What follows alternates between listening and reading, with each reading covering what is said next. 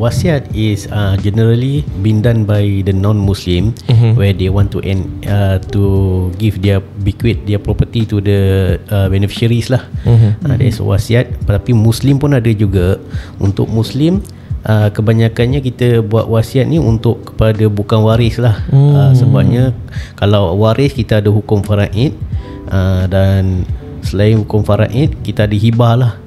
Jadi kalau kita buat hibah ataupun wasiat, jadi hukum faraid tu dia, kalau kita buat hibah, hukum faraid ni dia tidak terpakai lah, sebab pemberian tu dah diberikan melalui hibah. Untuk harta-harta yang dah dihibahkan, dia tak pakai faraid. Berbeza dengan wasiat lah. Kalau hibah dia berkuat kuasa serta-merta, kalau wasiat dia berkuat kuasa selepas kematian. Selepas kematian.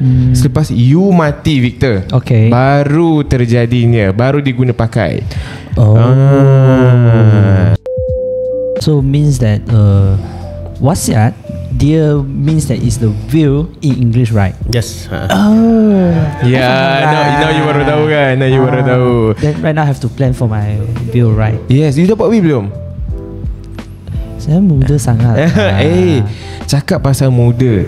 Okey, Cik Hafiz, adakah orang muda ataupun orang tua yang perlu buat hibah ataupun wasiat ni? Okey, wasiat ni apabila kita mempunyai harta, kita digalakkan buat wasiat lah.